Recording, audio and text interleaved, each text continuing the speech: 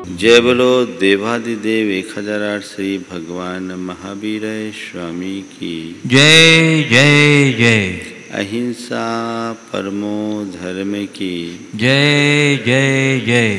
परम पूज आचार्य गुरुवर श्री विद्यासागर जी महाराज की जय जय जय। बोले परम पूज्य 108 मुनिवर श्री प्रमाण सागर जी मुनिराज की जय जय जय। नमोस्तु गुरुदेव, नमोस्तु। एक सज्जन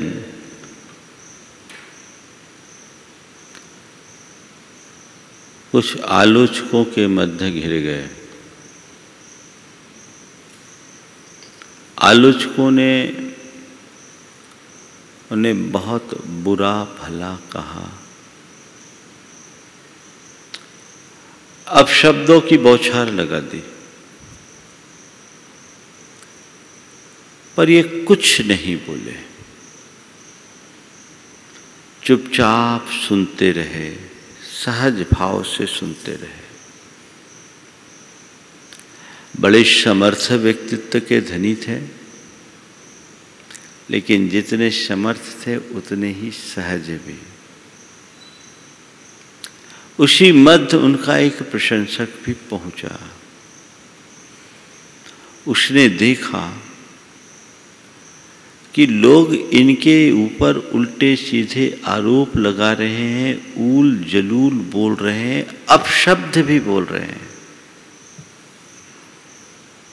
लेकिन ये कुछ कह नहीं रहे। आखिर उसने पूछ ही लिया, आपके साथ इतना दुर्व्यवहार हो रहा है, आप कुछ कहते क्यों नहीं? बोले मैं क्यों कहूं, उन्होंने जो दिया मैंने उसे लिया ही नहीं, तो मैं क्यों किसी प्रकार की प्रतिक्रिया दूं? उनके पास जो था उनने मेरे लिए देना चाहा, मुझे जिसकी आवश्यकता नहीं उसे मैं स्वीकार क्यों करूं? और उनकी बातों को स्वीकार करके मैं अपनी सहजता को खंडित क्यों करूं? दूसरी घटना, एक महिला जो सब्जी बेच करके अपना गुजर बसर करती थी, उसका 22 साल का जवान बेटा 2 दिन पहले दुर्घटनाग्रस्त होकर चल बसा, और उसके बावजूद वो अपने सब्जी बेचने के कार्य में उतनी ही तत्परता और मग्नता से लीन थी। किसी ने कहा कि 2 दिन पहले तुम्हारा बेटा इस दुनिया से चला गया, तुम्हारे बुढ़ापे की लाठी, तुम्हारे जीवन की आस टूट गई, फिर भी तुम आज इतनी सहज कैसे? उसने कहा, जिसको जाना था वो चला गया, जिसको जाना था वो चला गया, मैं उसकी याद में रो रो कर अपनी सहजता को खंडित क्यों करूं? एक व्यक्ति को कैंसर डायग्नोसिस हो गया। कैंसर का समाचार सुनकर सबके सब सन्न और स्तब्ध रह गए, लेकिन वो बड़े आध्यात्मिक थे। उनसे किसी ने पूछा, देखा तो ये बिल्कुल सहज हैं। बोला, आपने कैंसर का समाचार सुना और आपको कुछ फर्क नहीं पड़ा? बोला, ठीक है, बीमारी हो गई सो हो गई, शरीरम व्याधि मंदिरम, हमारे तो जितने रोम है उतने रोग हैं। अब बीमारी मेरे तन को हुई है, मुझे थोड़ी। मैं तन की बीमारी से प्रभावित होकर अपने मन को बीमार करना नहीं चाहता। मैं यही समझता हूँ कि यदि मेरा अंत इसी बीमारी से होना है तो हो जाएगा, चिकित्सा मेरे हाथ में है पर आयु किसी के हाथ में नहीं, मैं उसे लेकर क्यों रोऊं। चौथा परिदृश्य, एक व्यक्ति को व्यापार में लंबा घाटा हुआ, नुकसान हुआ। उस नुकसान से उनके बेटे पूरी तरह विचलित हो गए, लेकिन मुखिया स्थिर बना रहा। उससे किसी ने पूछा, इतने बड़े नुकसान के बावजूद आप में इतनी सहजता कैसे? आप परेशान नहीं, बिल्कुल भी परेशान नहीं। तो उन्होंने कहा, भैया व्यापार है, नफ़ा और नुकसान तो लगा ही रहता है।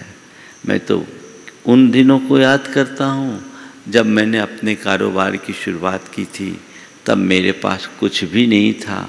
आज तो देखा जाए तो जितना मैंने खोया है उससे कई गुना मेरे पास है। मैं जो खोया है उसके पीछे परेशान हूँ या जो बचा है उसको देखकर अपनी स्थिरता रखूँ। आना जाना तो लगा ही है, और फिर इस दुनिया से जब जाऊँगा तब तो खाली हाथ ही जाऊँगा। तो इस बात को लेकर मैं अपने मन को अशांत क्यों करूं। ये 4 घटनाएं हैं। इस तरह की घटनाएं हर मनुष्य के जीवन में किसी न किसी रूप में घटती है, पर ज्यादातर लोग ऐसे प्रसंगों में विचलित हो जाते हैं, प्रतिकार करते हैं, उसे स्वीकार नहीं पाते और अपने अपने तरीके की प्रतिक्रियाएं करके अपने मन को दुखी बना लेते हैं। आज गुरुदेव हमें मार्गदर्शन देते हुए कह रहे हैं कि जब तक तुम प्रतिकार का भाव रखोगे, जीवन में सहजता नहीं आ पाएगी। आज का हाइकू है, सहजता और प्रतिकार का भाव बेमेल रहे। सहजता और प्रतिकार का भाव बेमेल रहे। अपने जीवन में सहजता लाना चाहते हो तो सबसे पहले प्रतिकार से मुक्त हो। जब तक तुम्हारे हृदय में प्रतिकार का मनोभाव है, प्रतिक्रिया मूलक मनोवृत्ति होगी, और जब तक प्रतिक्रिया होगी जीवन सहज नहीं, और सहज नहीं तो शांति भी नहीं। अपने जीवन में हर पल आनंद का अनुभव करना चाहते हो तो सहजता को आत्मसात करो, सहजता को अपने जीवन का आदर्श बनाओ। जिसके हृदय में जितनी सहजता, उसके मन में उतनी शांति। तो अपने जीवन में सहजता लाने का अभ्यास करना है। एकदम सहजता से जिए और जीवन का आनंद लें। अपने मन से पूछो, थोड़ी थोड़ी बातों में लोग असहज हो जाते हैं। होते हैं, किसी ने तारीफ की, खिल गए, एक टिप्पणी की, खौल गए। सहज शांत बैठे हुए व्यक्ति को यदि कोई 2 शब्द कुछ कह दे, उसी क्षण वो असहज हो जाता है। कितना कच्चा मन है। आखिर ये सब क्यों होता है? आज 4 बातें आप सबसे कहूंगा। स्वीकार, इंकार, सत्कार, प्रतिकार। स्वीकार, इनकार, सत्कार, प्रतिकार। इन चारों बातों को ध्यान में रखोगे तो जीवन में एक अलग सहजता आएगी। सबसे पहली बात स्वीकारता की है। जो तुम्हारे मन की सहजता को खंडित करे उसे अस्वीकार करो, यानी इंकार कर दो। जीवन में 4 स्थितियां हैं जो हमारे जीवन को बोझिल बनाती है। दुख, दुर्व्यवहार, दुःप्रसंग और दुर्घटना। दुख, दुर्व्यवहार, दुर्वचन और दुःप्रसंग और दुर्घटना, इन चारों स्थितियों में मनुष्य अपने जीवन की सहजता को खो देता है। सबसे पहले दुख की बात है। तुम्हारे जीवन में कैसा भी दुख हो उसे स्वीकार करो। क्या करो? दुख को स्वीकार करो। दुख क्यों होता है? कोई विपत्ति आ जाए, दुख। कोई बीमारी हो जाए, दुख। वियोग हो जाए, दुख। और कोई विषमता उत्पन्न हो जाए, दुख। अब ये दुख आया है, जीवन में आगत दुख से प्रभावित मत हो, सहज भाव से स्वीकार करो। क्या मानकर? मेरे कर्म का उदय है, मेरा दुख है, मुझे इसे सहना है। अगर सहज भाव से सहूंगा तो, और आकुल चित्त होकर के सहूंगा तो सहना तो मुझे है ही। तो क्यों ना मैं इसे स्वीकार करूं। जीवन में चाहे कितने भी कष्ट हों, दुख हों, यदि मनुष्य का मन उसे स्वीकारने को राजी हो जाता है तो दुख जैसा लगता ही नहीं। दुख जैसा तभी प्रतीत होता है जब मन स्वीकार नहीं कर पाता। और ये अब कैसे हुआ, ये कैसे हो गया, मेरे साथ आखिर ऐसा क्यों हुआ, सब मेरे ही पीछे क्यों पड़े हैं, आखिर लोगों को मुझसे इतनी क्या परेशानी है। कुछ इस तरह का प्रतिभाव और प्रतिक्रियाएं मन में उत्पन्न होती है ना। संत कहते हैं जब कभी भी तुम्हारा मन दुखी होने को हो, जिस भी निमित्त से, उसको स्वीकार करो। और स्वीकार करने के लिए क्या है? कर्मोदय का विचार करो। मेरे पापोदय से, मेरे कर्मोदय से मेरे जीवन में यह सब कुछ घटा है, तो मुझे इसे सहज भाव से सहना ही है। मैं इसे स्वीकार करता हूं। दुख भारी नहीं होगा। कैसी भी विपत्ति आ जाए, अब विपत्ति आई, वर्तमान का काल तो बड़ा विपदा का काल है। रोज हम लोग सुनते हैं, कईयों के साथ तो ऐसा भी हो रहा है कि पूरे के पूरे परिवार पर कहर ढा रहा है, सब कुछ बर्बाद हो रहा है। तुम्हारे हाथ में क्या है? सतर्कता तुम्हारे हाथ में है, सावधानी तुम्हारे हाथ में है, पर घटी भी घटना को टाल पाना तुम्हारे वश में है क्या? ठीक है, कर्म का उदय आया है, स्वीकार। मुझे उसे स्वीकार करना, अगर विपत्ति आई है ठीक है, संसार में रोज ऐसा होता रहता है, मैं उसे स्वीकार करता हूं।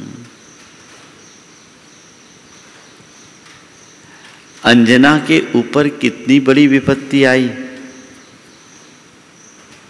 लेकिन क्या वह दुखी हुई, वो विचलित हुई? उसने इसे कर्मोदय मानकर सहज भाव से स्वीकार किया। एक बात ध्यान रखने की है, जैसा मैं चाहूं वैसी परिणति कभी नहीं होती। जैसा मैं चाहूं वैसी परिणति कभी नहीं होती, पर जो परिणति घटे उसे मैं स्वीकारूं, ये मेरे हाथ में। अच्छे अच्छे लोगों के जीवन में बड़े बड़े झंझावात आते हैं। अनेक महापुरुषों के जीवन चरित्र को पलट करके देखोगे तो पाओगे कि उनका जीवन कितनी ज्यादा चुनौतियों, संघर्षों के बीच आगे बढ़ा है। अभी अंजना की बात मैंने की, शीलवती सती, पेट में तद्भव मोक्षगामी कामदेव हनुमान। थोड़ा सोचो, ऐसा भव्य जीव, महान पुण्यशाली जीव, जिस दिन मां के पेट में आया उसी दिन मां में विपत्ति शंका की नजर से देखी जाने लगी। पति के घर से बाहर निकाल दिया गया, पिता के घर का दरवाजा भी बंद हो गया। 9 माह तक वन में फिरते रहे और अपने पेट में पलने वाले हनुमान को सुरक्षित रखी। वहां उसने हनुमान को एक गुफा में जन्म दिया। कैसा पापोदय था, कैसा पापोदय था। गरीब से गरीब आदमी के जन्म में कुछ नहीं हो तो कांसे की थाली तो पीट जाती, वहां तो वो भी नहीं था। लेकिन क्या अंजना ने आंसू बहाया, दुखी हुई? कर्मोदय को यही स्वीकार है तो ये मुझे भी स्वीकार है। कर्म जो खेल खिला रहा है मैं उसे स्वीकार करता हूं। जन्म हुआ हनुमान का, उसके बाद की कहानी अलग है, मैं आगे नहीं बढ़ाऊंगा। जन्म के बाद तो फिर जीवन में नित्य प्रति श्री वृद्धि हुई, लेकिन एक खेल। दूसरा जीवनधर कुमार का, मां के पेट में आते ही विपत्ति, मां ने जन्म दिया, सब राजपाट छूट गया। जन्म देते ही बच्चे को शमशान में छोड़ दिया, खुद झाड़ियों की ओट में छिप गई। देखो, जीवनधर कुमार भी तद्भव मोक्षगामी जीव, कामदेव, इतना पुण्यशाली जीव, लेकिन मां के पेट में आते ही पिता का राजपाट सब छिन गया। मां के ऊपर भी विपत्ति आई और अपने बच्चे की रक्षा के लिए उसे गुप्त रूप से रहना पड़ा। थोड़ा सोचो, उस मां को कैसा लगा होगा। अपने कलेजे पर पत्थर रखकर उनने अपनी उस संतान का ढंग से मुंह देखे बिना झाड़ियों की ओट में छोड़ दिया, वो भी शमशान में। पाप ने कहां जन्माया। शमशान में और माँ का दूध भी नहीं पी पाए, पर पुण्य उसी समय सेठ आए अपने मृत संतान का संस्कार करने, और हंसता खेलता एक शिशु को देखकर उन्होंने उसे स्वीकार लिया। इधर माँ बाप होए, इधर माँ बाप मिल गए। कैसा विचित्र खेल है पुण्य पाप का। संत कहते हैं जिस पर तुम्हारा नियंत्रण हो उसके लिए तुम प्रयास करो,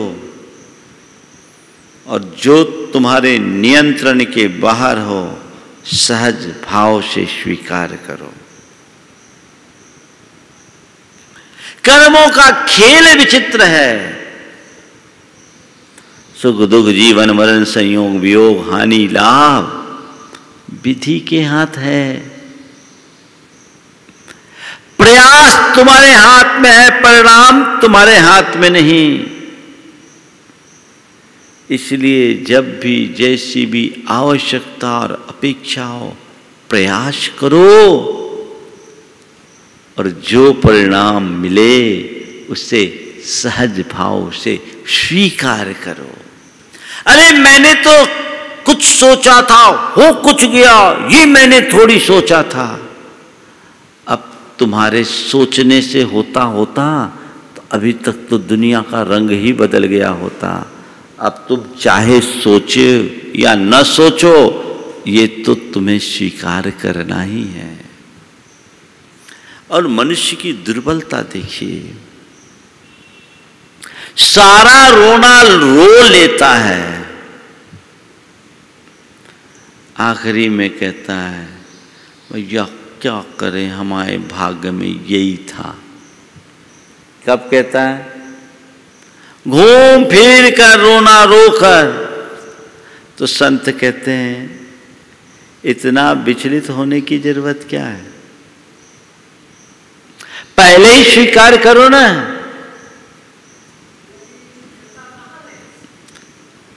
अंत में जिसे स्वीकार कर रहे हो उसे यदि प्रारंभ में स्वीकार करने लगो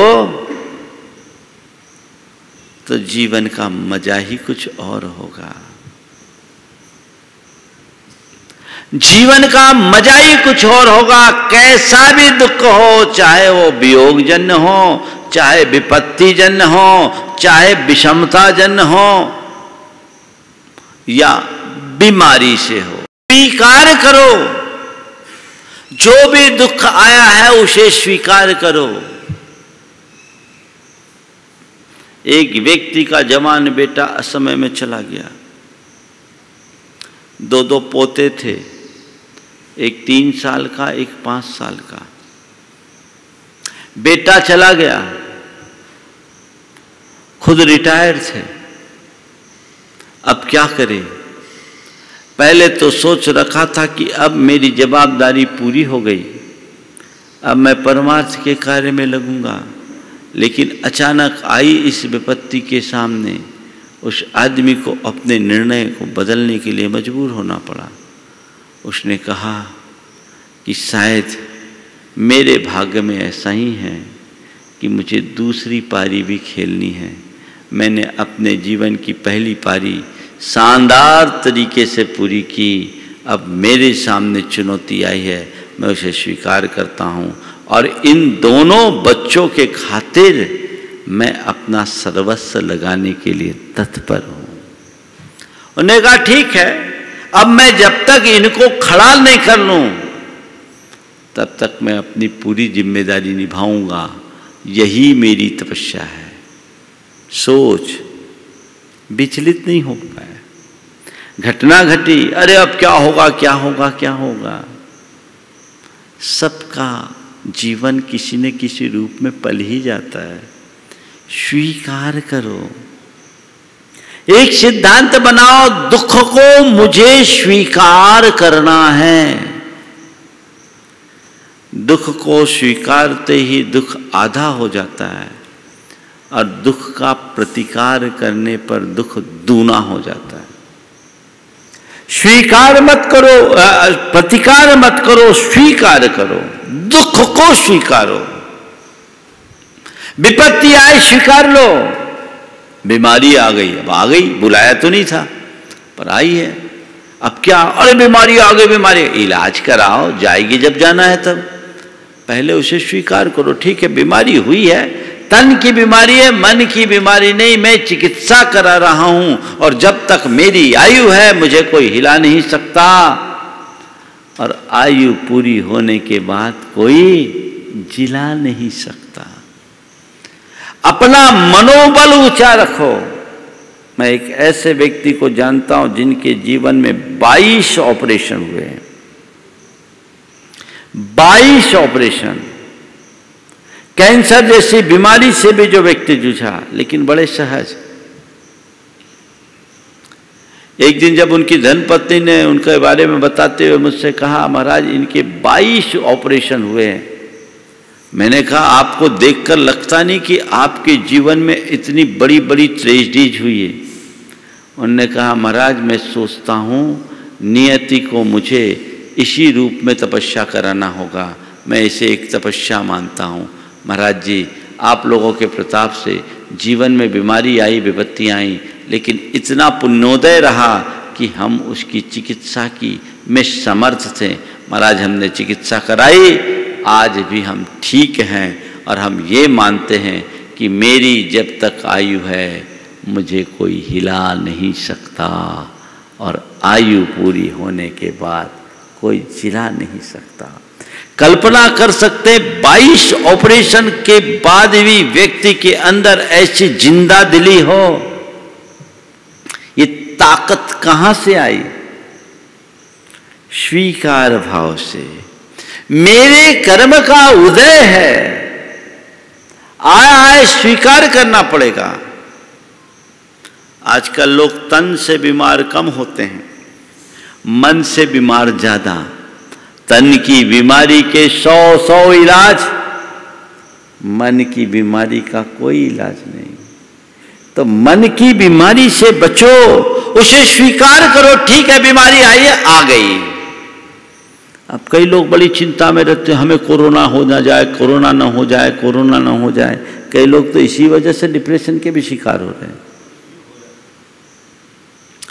सावधानी पूर्ण रखो, सतर्कता बरतो। जो गाइडलाइन दिए जा रहे उनका अनुपालन करो और काढ़ा आदि का सेवन करो ताकि कोरोना होए ही नहीं। एक बात बीच में बताऊंगा, अभी बहुत अच्छे रिजल्ट आ रहे हैं। पूर्णायु के काढ़ा जिन लोगों ने नियमित लिया है उनके विषय में रिपोर्ट ये आई है कि उन्हें या तो कोरोना हुआ नहीं है और हुआ भी है तो एसिम्प्टोमेटिक या माइल्ड सिम्प्टोमेटिक, वो जल्दी ठीक हो रहे हैं। तो ये जो उपचार है और प्रिवेंशन के लिए जो चीज़ें हैं आप उनके लिए लीजिए। प्रिवेंटिव जो कुछ भी है अपनी इम्यूनिटी को स्ट्रॉन्ग करने के लिए आप उनका सेवन कीजिए। लेकिन यदि कोई आप स्वयं या घर में कोई बीमार हो गया तो परेशान मत होइए, एकाग्र चित्त होकर उपचार कीजिए, उसे स्वीकार कीजिए। कर्मोदय है, यही होना है। अगर हमारा इसी बीमारी के माध्यम से जाने का योग होगा तो जाएंगे, एक दिन तो जाना ही है। और हमारी आयु होगी तो कौन हिला पाएगा? अच्छे अच्छे उम्रदराज लोग ठीक होकर के आए हैं और जवान लोग भी चले गए हैं। ये तो नैमित्तिक संबंध है। सहज भाव से स्वीकार करो। स्वीकार करते दुख आधा हो जाता है। कुछ भी हो, दुख को स्वीकार करो। जीवन कभी अशांत नहीं होगा, सहजता बनी रहेगी। ये आज का एक मंत्र है। चाहे जैसी विपत्ति हो, चाहे जैसी बीमारी हो, चाहे जिसका वियोग हो, और चाहे जैसी विषमता जन दुख हो, मुझे स्वीकार करना है। और यदि कोई दुर्वचन कहे या दुर्व्यवहार करे, उसे अस्वीकार करना है। सहजता को बनाए रखना है। तो किसको स्वीकार करो? दुख को स्वीकार करो। और कोई दुर्वचन कहे या दुर्व्यवहार करे, अस्वीकार करो, इंकार कर दो। मतलब उसे सुनो ही नहीं, नजरअंदाज कर दो। कोई आपको गालियां दे तो जब तक आप गाली लोगे नहीं, गाली को स्वीकार नहीं करोगे, तो क्या आपके ऊपर गाली का असर होगा? बोलो। कोई कितना ही बोल दे, सामने वाले ने गाली दी इसलिए आप दुखी हो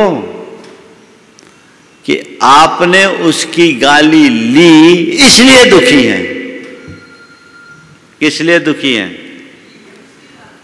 तो सामने वाला गाली न दे ये मेरे हाथ में नहीं है, मैं उसकी गाली को स्वीकार न करूं ये तो मेरे हाथ में है ना।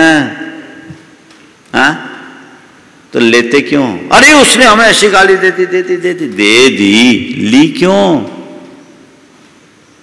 लेते क्यों हो? यही सहजता को खंडित करती है। मेरे लिए कोई कैसा भी दुर्वचन कहे, मेरे लिए कोई कैसा भी दुर्व्यवहार करे, मुझे स्वीकार नहीं करना है, अस्वीकार करना है, यानी उससे अप्रभावित रहना है। ये क्षमता अपने भीतर विकसित कर ले। जो लोग ऐसी क्षमता से संपन्न होते हैं उनका जीवन बड़ा सहज होता है। वगैरह ठीक है, हो जाने दो, लेट अस गो, इग्नोर करो, लिमिट, छोड़ो। अरे कैसे छोड़ दें? तो फिर जूझो, रोना रो। सहजता जीवन में आनी चाहिए, क्योंकि सहजता और प्रतिकार के का भाव बेमेल रहे। अगर प्रतिकार है तो सहजता नहीं हो सकती। प्रतिक्रियाओं से प्रभावित हो रहे हैं और आप प्रतिक्रियाएं दे रहे हैं, जीवन में सहजता नहीं होगी। प्रारंभ में मैंने जो बात कही, कितनी आलोचना और अपशब्द बोल रहे, फिर भी व्यक्ति को कोई फर्क नहीं। मदन मोहन मालवीय ट्रेन से यात्रा कर रहे थे। एक युवक रास्ते भर मदन मोहन मालवीय की तीखी आलोचना करता रहा, एक प्रकार से उन्हें गालियां देता रहा। मालवीय जी ने चुपचाप सुना और सुन के अनसुना कर दिया। उस व्यक्ति को यह नहीं मालूम था कि मैं जिसकी बात कर रहा हूं बंदा सामने है। वो मालवीय जी की बुराई करता जा रहा है और ये सहज भाव से सुनते जा रहे हैं। आगे मालवीय जी का पड़ाव आया, वहां उनका एक बड़ा वक्तव्य था। हजारों लोग उनके लिए फूल मालाएं लेकर स्वागत में खड़े थे। मालवीय जी उतरे, लोगों ने उन्हें फूल मालाओं से लाद दिया। तब उस आदमी को लगा, अरे ये तो वाकई में मदन मोहन मालवीय है, जिसे मैं इतनी देर गालियां देता रहा, इतनी देर गालियां देता रहा, और ये व्यक्ति बड़ा सहज शांत बैठा रहा, कुछ भी नहीं बोला। वाकई में ये महान है, मैंने जो कुछ भी बोला वो मेरी बड़ी भूल थी। सीधे मालवीय जी के चरणों में गिर पड़ा और कहा, मुझे माफ कीजिएगा, मैंने आपको ठीक तरीके से नहीं पहचाना, मैंने आपको ठीक तरीके से नहीं पहचाना, मैंने आपके विषय में बहुत ऊल जलूल बोल दिया। जो लोगों ने मुझे सुनाया उस आधार पर मैंने अपनी धारणा बना ली और आपके विषय में मैंने ये सब कह दिया। आप बिल्कुल महान हो, मैंने आज आपको अपशब्द बोलकर दुख पहुंचाया, आप मुझे क्षमा करें, आप मुझे क्षमा करें। मौलवी जी ने उसे गले से लगाया और कहा, भाई तुमने जो कुछ दिया मैंने उसे लिया ही नहीं, तो मुझे दुख कहाँ से होगा। तुम जो बोले सो तुम बोले, मैं अपना काम कर रहा हूं। आज स्वीकार करो,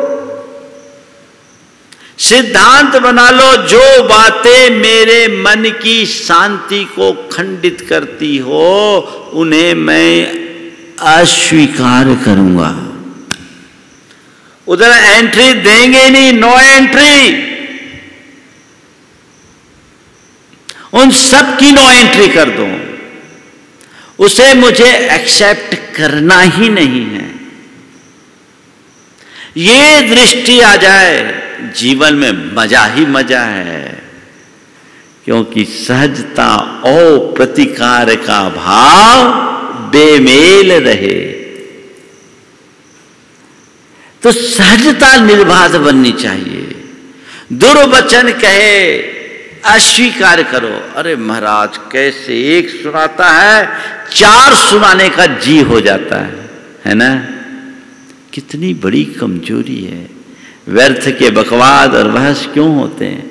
अगर किसी व्यक्ति ने क्रोध की आवेग में या पूर्वाग्रहवश दुराग्रहवश कुछ बोल भी दिया,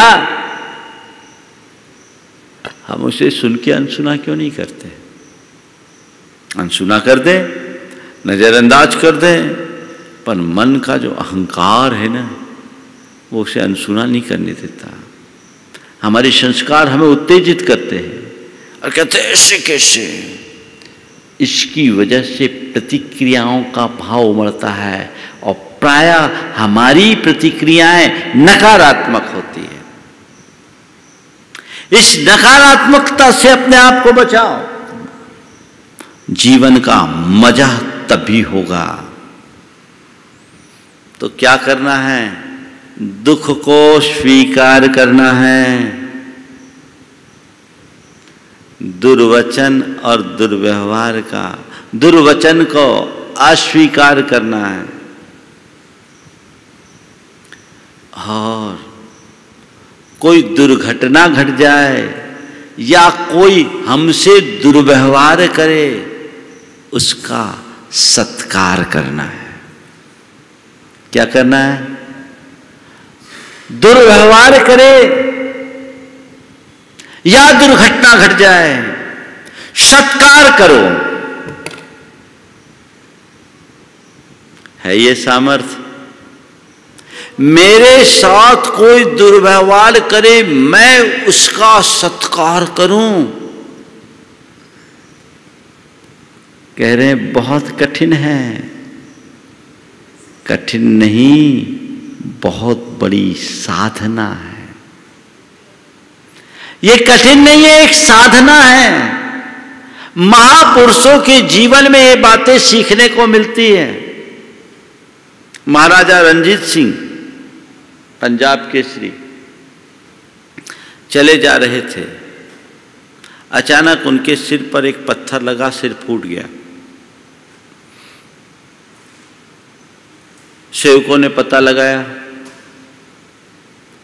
तो एक व्यक्ति पर जिसने पत्थर फेंका था वो पकड़ा गया, उसे दरबार में पेश किया गया। पूछा, तुमने ही पत्थर फेंका? बोले हाँ, जो पत्थर आपके सिर पर लगा वो मैंने ही फेंका था। जो पत्थर आपके सिर पर लगा वो मैंने ही फेंका था। क्यों फेंका? माफ करें, आपके लिए नहीं फेंका। मेरा बच्चा भूखा था, पेड़ में आम लगा था, मैंने 2-4 आम तोड़कर उसका पेट भरने के लिए ये पत्थर फेंका था। मैं साधनहीन दरिद्र हूँ, मेरे पास कोई व्यवस्था नहीं थी कि मैं अपने बेटे के लिए कुछ दे सकूँ, कुछ खिला सकूँ। आम तोड़ने के लिए मैंने पत्थर फेंका। मुझे इसका दुख है कि वो पत्थर आपको लग गया।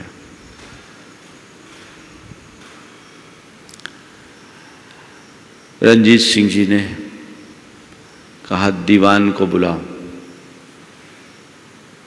सब लोगों ने सोचा कि आज तो इन पर कयामत आ गई।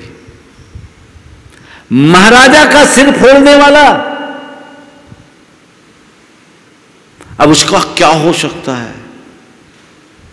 लेकिन दीवान के दीवान को पास बुलाने के बाद उन्होंने कहा, दीवान जी, इस व्यक्ति को कोई एक जागीर दे दो, इस व्यक्ति को एक जागीर दे दो, क्योंकि ये अभावग्रस्त है। जब पेड़ पत्थर मारने वाले को फल दे सकता है, पेड़ में फल होते तो फल देता, ये पत्थर मुझे लगा है, मेरे पास फल नहीं पर एक छोटी सी जागीर है, इसका सत्कार करो और इसे जागीर दे दो। ये राजा का भाव है या राजा के भेष में रहने वाले किसी संत का हृदय? सोचो, कितनी बड़ी सोच, कितना बड़ा उदाहरण। अगर कोई मेरे प्रति दुर्व्यवहार भी करे तो मैं उससे घृणा करने की जगह प्रेम करूं, उसका सत्कार करूं, तो कल उसका हृदय परिवर्तन भी हो सकता है। आज वो मुझसे ईर्ष्या कर रहा है, आज वो मुझसे द्वेष कर रहा है, आज मेरे विरुद्ध वो दुष्प्रचार कर रहा है, आज मेरे लिए वो गालियां दे रहा है, पर कल वो मेरे गले लगने को, मेरे पांव पड़ने को भी आतुर हो उठेगा। दुर्व्यवहार करे, सत्कार करो। ठीक है भैया, कर दिया, कर दिया। सहजता बनी रहेगी, इसी से जीवन विशुद्ध होगा और हम अपने आप को आगे बढ़ा पाएंगे। कैसा भी दुर्व्यवहार करो, सत्कार करो। दो भाइयों की बात आपको बताता हूं। दो भाई थे। बड़ा भाई थोड़ा आर्थिक रूप से कमजोर था, लेकिन बड़ा विनम्र, मिलनसार और सकारात्मक सोचने वाला। छोटा भाई संपन्न था, पर बड़ा उद्दंड भी था, थोड़ा अभिमानी भी। उसे अपनी संपन्नता का अभिमान कुछ ज्यादा था।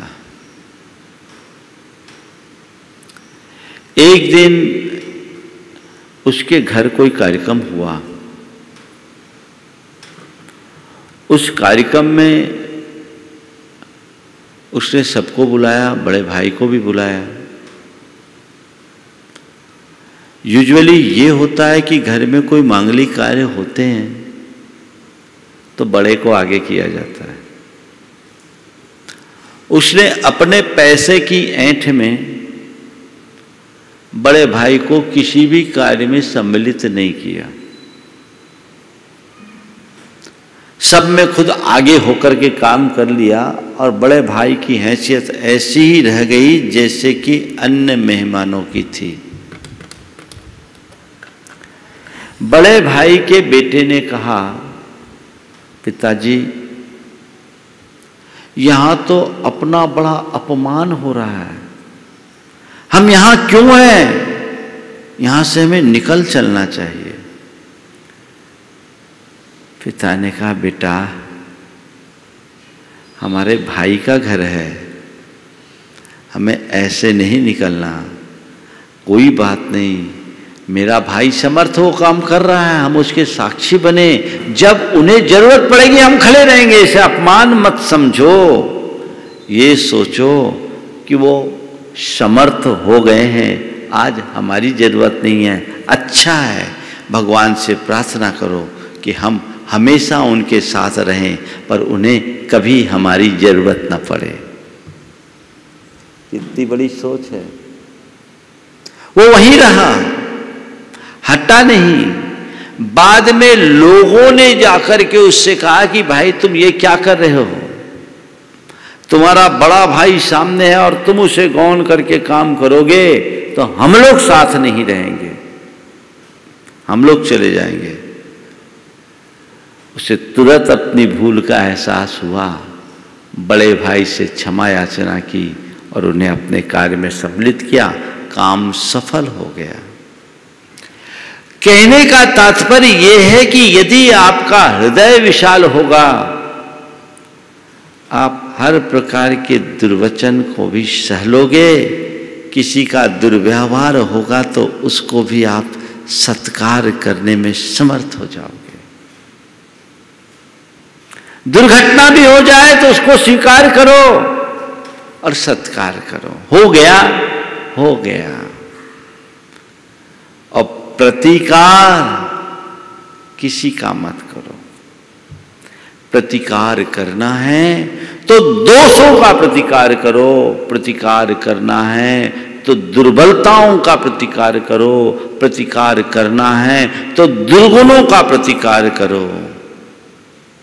तब तुम्हारे जीवन में परम सहजता विकसित होगी और जीवन का परम रस और आनंद हृदय में प्रकट हो सकेगा।